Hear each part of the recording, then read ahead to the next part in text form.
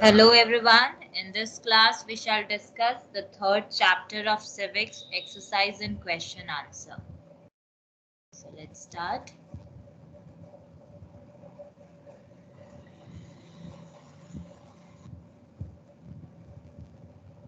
So here's the chapter, the parliamentary system, which we have already covered in the class. Now we shall discuss its exercises and question answer. First, we shall start with take the correct answer. First one, which organ of the government frames the law? So as we have already studied, there are three bodies, three organs of the government: legislative, executive and judiciary. And here the legislature is the body that formulates the law, that frames the law. So correct answer is legislature, option number D. How many times at least should the parliament meet in a year? So we have already studied about this in the chapter that the parliament should meet at least twice a year. See, the parliament, according to our constitution, must meet at least twice a year. So correct answer will be twice. Who among the following is not appointed by the President of India? We studied under the executive power of the President that he is enjoying the executive power, under which power he can appoint some of the officials, like the leader of the majority party as the Prime Minister, Governor of State, Chief Justice, and also the judges of Supreme Court and High Court, the chairman and member of UPSC, and the Attorney General. So who is not appointed here? So only Chief Minister is not appointed. Rest all these three are appointed by the President of India. Now fourth number, who is the head of majority party? Just now we saw under that executive power of the President that the the head of the majority party is the Prime Minister, who is also appointed by the President. So the correct answer is Prime Minister. Now we shall move to the short answer. First question, why did India opt for parliamentary system of government? For this answer, you all can refer page number 220, and here the reasons are mentioned. There are three reasons mentioned for opting the parliamentary system of government in India. Like first one, being a British colony, India was influenced by the British parliamentary system of government.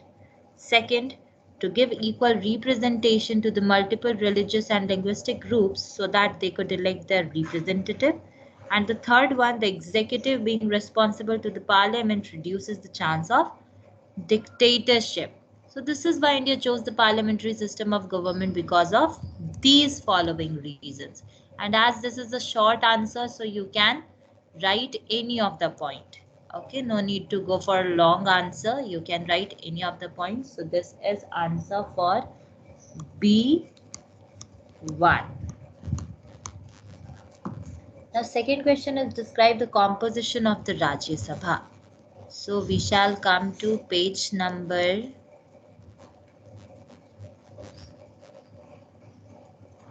222, and here is mentioned about the composition of the Rajya Sabha. This is the paragraph you all can refer that it can be a maximum of 250 members in the Rajya Sabha, out of which 238 members represent the states and the union territories. Member of the state legislative assembly is elect member of the Rajya Sabha. The vice president is the presiding officer or chairman of the Rajya Sabha. You can also mention the current occupancy of the Rajya Sabha. So this will be written for answer number B2. Short answer number second. Third, distinguish between Lok Sabha and Rajya Sabha. For this answer, you have to make two columns. One will be for Lok Sabha and another will be for Rajya Sabha. And then you'll write all the important points. See, for Lok Sabha, you can write that this is the point and here is for Rajya Sabha, right? So you can pick important points from these two paragraphs and then accordingly you can mention. Like in Lok Sabha, you can write that this is House of the People. In Rajya Sabha, you can mention this is Council of States. Then in Lok Sabha, you can mention that this is the lower house. While in Rajya Sabha, you have to mention that this is the upper house of the parliament. Then you can write also about its member that there can be 552 members, while in the Rajya Sabha there can be 238 member, right? Maximum strength is 552 and here 250 member, okay? And not 238, sorry, by mistake I said 250 member is maximum strength of Rajya Sabha. Then you can also mention here that the Lok Sabha is presided by the speaker, while the Rajya Sabha is presided by the chairman, or you can call the vice president. Here in the Lok Sabha, the members are elected for 5 years, while in the Rajya Sabha, the members are elected for 6 years. So these points you can mention, but please divide it into 2 columns. And then first part will be for Lok Sabha, another will be for Rajya Sabha. And then accordingly you can mention. So this you can refer for writing the answer of B3. You can also mention the eligibility also. Okay. Now next question here we have, what do you understand by collective responsibility of Council of Ministers? So for this you need to come to the last page of this chapter, that is 227. And here is your answer. The Council of Ministers is collectively responsible and is answerable to the Parliament for any decision taken by it. If a vote of no confidence is passed against the government, the Council of Ministers has to resign because they all work as a team. So this paragraph you can refer for writing the answer of B4. That's it for short answer question. Now we shall move to long answer question. First one. Discuss in detail the functions of the parliament. See beta, when you are writing the functions of parliament, as it is a long answer question, so you have to discuss each and every point. Like you can mention, you can refer this paragraph. Yes, see, page number 224. All these are written like government's income, financial control over the government's income, budget, control over the executive, as the organ of information. All these paragraphs are mentioned, but no need to write such long answer. You can likewise start that the parliament performs many function. It formulates the law, controls the finance of government, keeps a check on the ministers, and serves as an organ of information. And about each of the points, about each of these points, you have to write 2 to 3 lines. That's it. No need to go for such long answer. Don't write entire paragraph. Okay, you don't need to write all these. Only you can mention 2 to 3 points in each topic. So this paragraph means this point you all can refer for writing the answer of C1. C1. Then second, what is the difference between simple plurality and majority voting system? So for this, you can come to page number 221 and here is your answer C.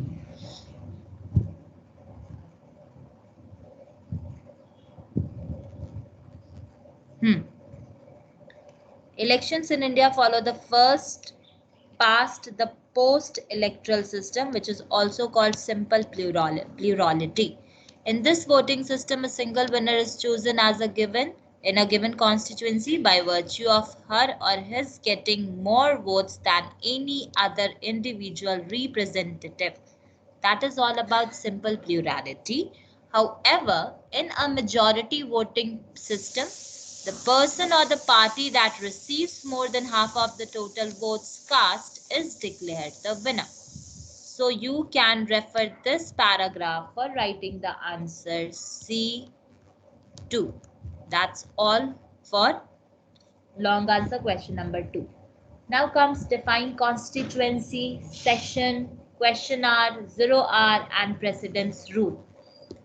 Like here you can see the third question. Define constituency, session, all these terms you have to define. So for constituency, you can write that electoral constituency refers to a territorial area which elects and sends one representative either to the parliament or to the state assembly. Okay, that is all for constituency. This is a very apt answer, apt definition for constituency, which you all can write. Then comes next about session. So it is mentioned in the book. You all can write from there. Just a minute, let me show you. Yes, see. The period during which the Parliamentary House, right here, the Parliamentary House meets to conduct its business is called a session. So this is answer for C3, the definition of session.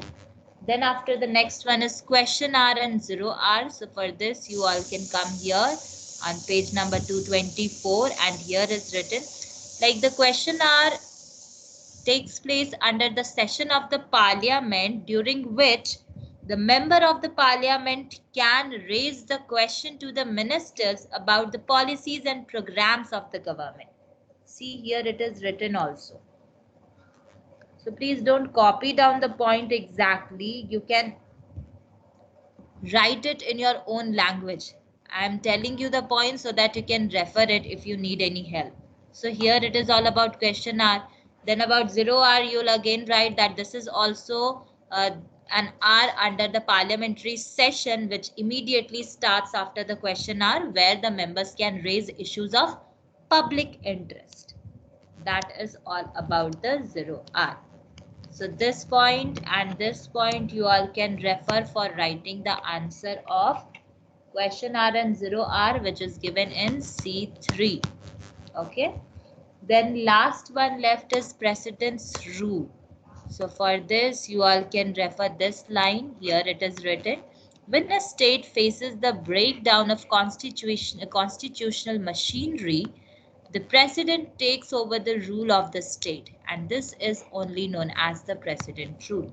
So this is answer for C3, precedence rule. Okay.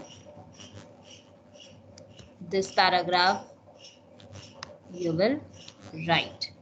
Now comes C4, describe the executive and emergency powers of the Prime Minister. We have already studied about the powers and functions of the President. Not Prime Minister, it's about President. So here is the executive power, that who are those people whom he can appoint, who like he is having the power to appoint. So all these points will be written that he has the power to appoint the leader of majority party as the Prime Minister, the governor of the states, the Chief Justice and the other judges of Supreme Court and High Court, the chairman and the members of the UPSC and the Attorney General. These are the people who can be appointed by the president, and that comes under the executive power. So this will be executive power. You can write C4. Okay, like one more power it is asking, that is about emergency power. So you will come to this point and from here to here only it will be written. No need to write the entire paragraph. Only these many points will be written, that president has certain special powers to deal with emergency situation.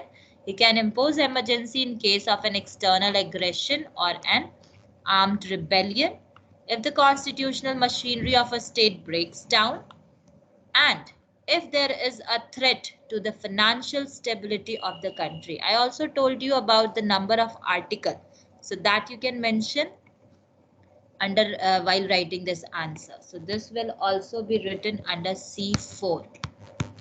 So this is emergency power and this is executive power. Now in HOTS, the question is, why do people cast their vote through a secret ballot? So Vita, for writing this answer, as it is not mentioned in the book, so I'm telling you.